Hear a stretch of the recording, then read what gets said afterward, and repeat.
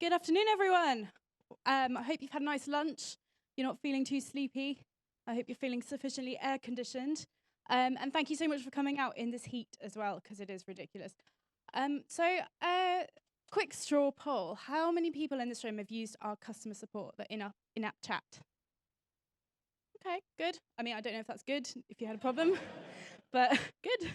Cool. So I'm going to talk to you today about the technology that we've built to enable us to provide our award-winning customer support, including that system itself. So my name is Sophie. I'm a web engineer in internal product at Monzo, which is part of the Customer Operations Collective. And I've been at Monzo for about 8 months, which is more like 18 months in Monzo time. And you can find me on Twitter if you want to tweet me any thoughts or any pictures of otters.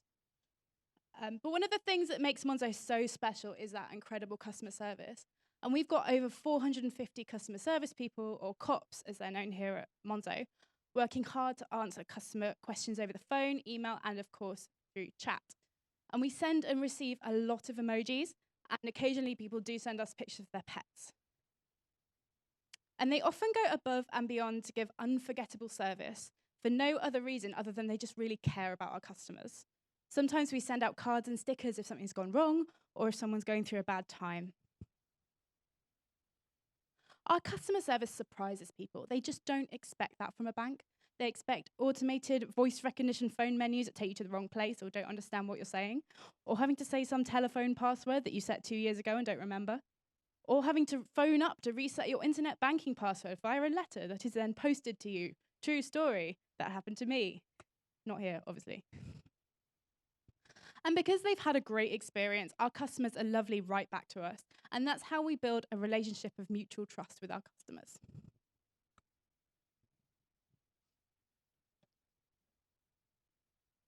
People actually proactively get in touch with us to say how much our customer service helped them. And I can't confirm whether Mike did get any beef crisps, but I like to believe that he did. And it's not your average customer service experience. Our cops are caring, they're diligent, and they're sometimes downright hilarious. So this is some priceless advice from one of our cops, David, who entertained a customer so much that he actually went and posted it on Twitter.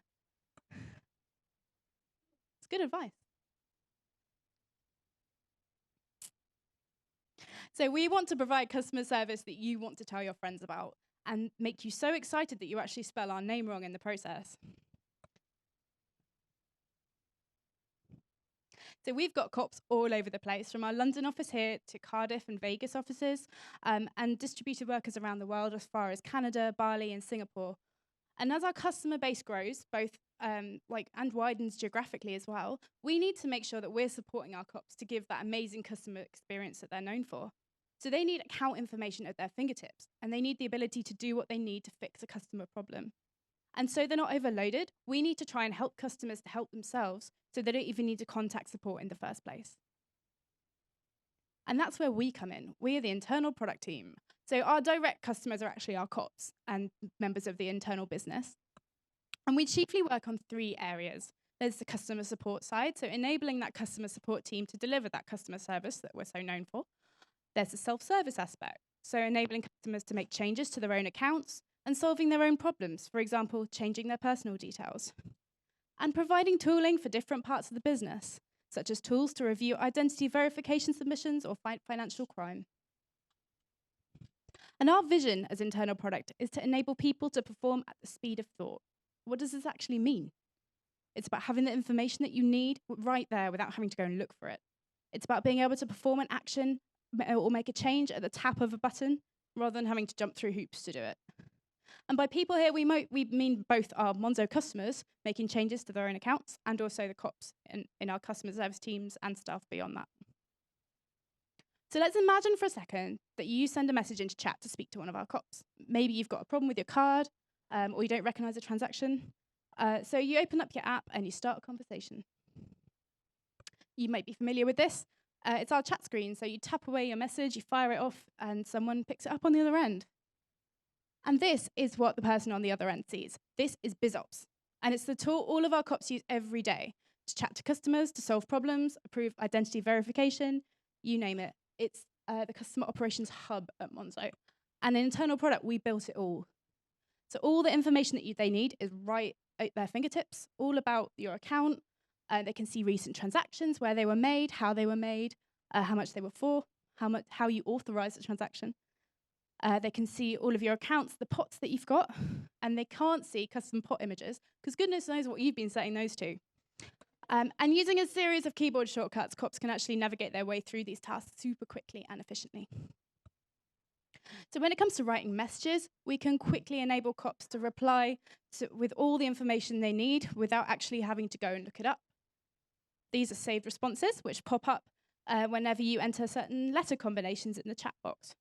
And it saves a hell of a lot of time when you're answering a lot of queries about the same thing. Some of the information will actually autofill with information from a customer's account, which is super useful. And the first message that you send in as a customer will be analysed by our suggested save responses service, which is a mouthful, which uses machine learning to determine what the most appropriate save response for that message will be, unless it's just the word hi, in which case, no idea. And if your card hasn't turned up, we can check the status of a card order instantly, or order you a new one, or freeze your card in the event that you think it might have been compromised. If you call in, we can actually answer your call directly from BizOps, and the information about your account will be right there as soon as you call in. And for those of you who are interested, this is actually our technology stack. So our front end is built in React using Redux, though we're in the process of migrating to GraphQL. We use Pusher for real-time message notifications, and Twilio powers our call system.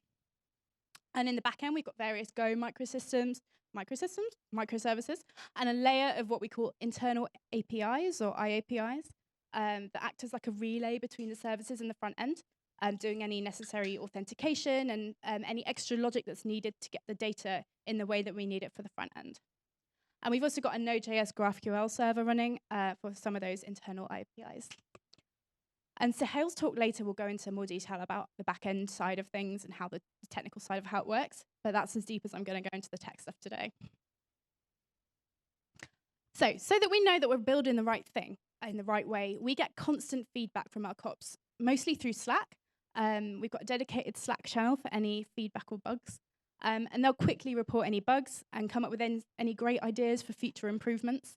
And sometimes we can actually make those changes the very same day.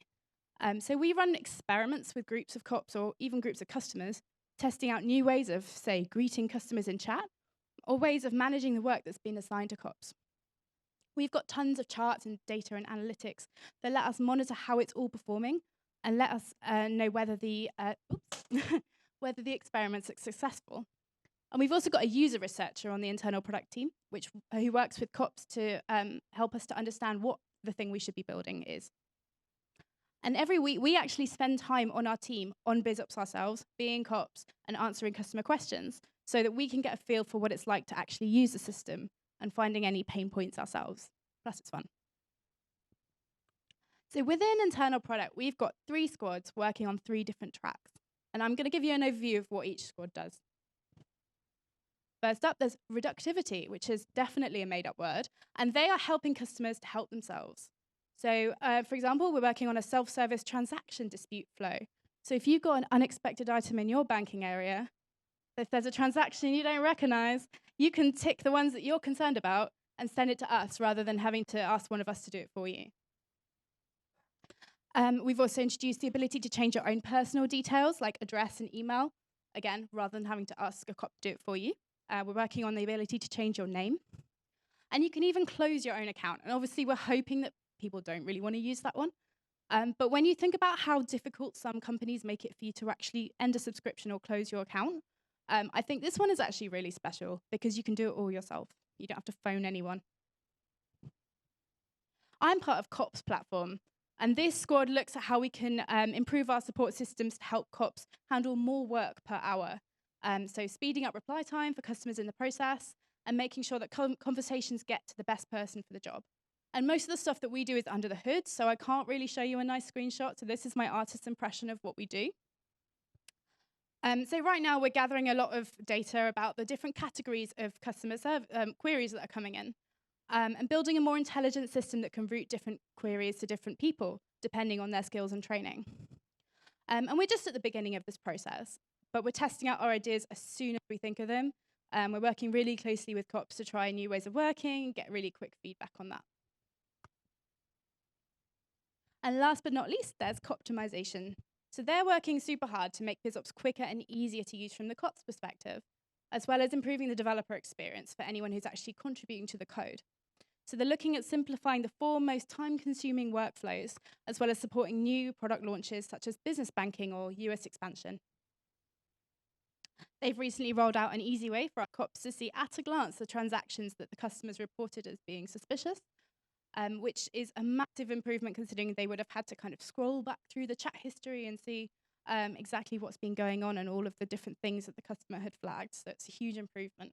And they can see at a glance, oh yeah, this was a chip and pin transaction, so the customer was there to make that. Or, oh, and okay, this was online. And they've also been working on a step-by-step wizard for managing queries about referral bonuses. So we operate a few different referral bonus schemes, trying them out. But sometimes customers will write in saying, oh, I haven't received my bonus. My friend joined, what's happening? So if they do ask why they haven't received a bonus, there are various different reasons why this might be happening. Sometimes it is a genuine mistake.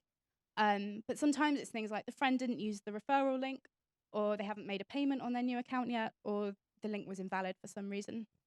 And there's a lot of different things that it could be. There's like a whole kind of decision tree of like possible outcomes.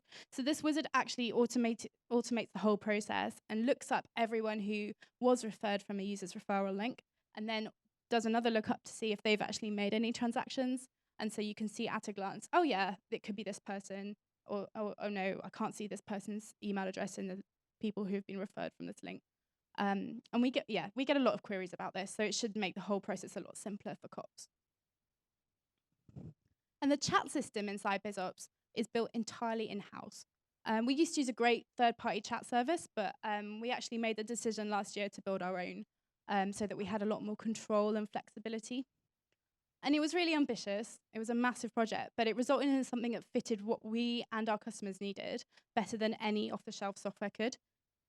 We can rely on our top-notch security. All the information about customers' accounts is right there. We don't have to shoehorn it in with some weird Chrome extension trickery. And we can make changes really quickly and easily. And our COPs are always coming up with creative ideas to improve the service that they offer, so we can make those changes without having to wait for anyone else to do it.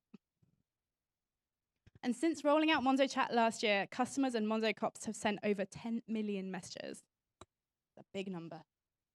And this is the number of people who got in touch via Monzo Chat since the beginning of this year, as of last Friday. An impressive number. You may be aware, we recently hit 2 million customers, which is absolutely mind-blowing. But as this number goes up, this number is only ever going to go up. So how do we maintain the increased demand for customer service without constantly hiring new people, as well as maintaining that standard of customer service that we're actually known for? At Monzo, we've got a ratio of about 1 COP to about 3,000 customers right now, and that's pretty in line with the average bank. Well, our goal is a ratio of 1 COP to every 100,000 customers, which is extremely ambitious, but that experience should still be first class for the customer. So what's in store for internal product and customer service at Monzo? We're on our way to building the best customer support that you can imagine, on track with our vision at Monzo of having customer service at the center of everything we do. We want to make sure that our users can self-serve, have answers at their fingertips as fast as possible.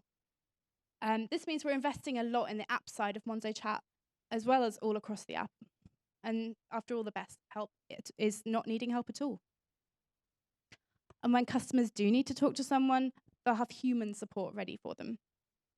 And for this to be top-notch, we're empowering our COPs by building the system in-house, because we believe that's the only way to have our globally distributed team working at the speed of thought.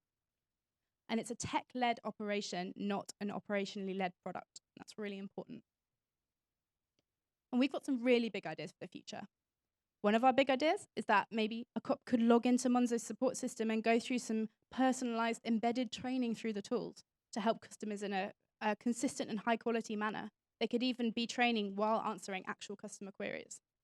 Or another idea is to have a system where COPs can log in whenever they want, whenever they've got some free time maybe. A bit like the Uber model, but the amount that they get paid would actually increase at times of high demand. And from a technical perspective, we'd really like to enable other teams within Monzo to actually contribute to BizOps and when they roll out new features without having to do all the development from scratch. So like there aren't actually that many front-end engineers at Monzo right now. So we could provide a scaffolding for them to quickly create a new panel for the user information sidebar with just a few clicks of a button. And new challenges are always presenting themselves, such as how we're going to need to adapt our customer service model for our US launch. But we've got some brilliant minds working on that. And I can say that because I'm not one of those brilliant minds. I'm brilliant on my own way. But we're on our way already. And with our own customer service platform, the possibilities are absolutely limitless. So thank you very much for listening. I'm more than happy to answer any questions after the next break and go into more detail about the technical side of things. So you'll find me in the basement of Skills Matter in the next break. Thank you very much.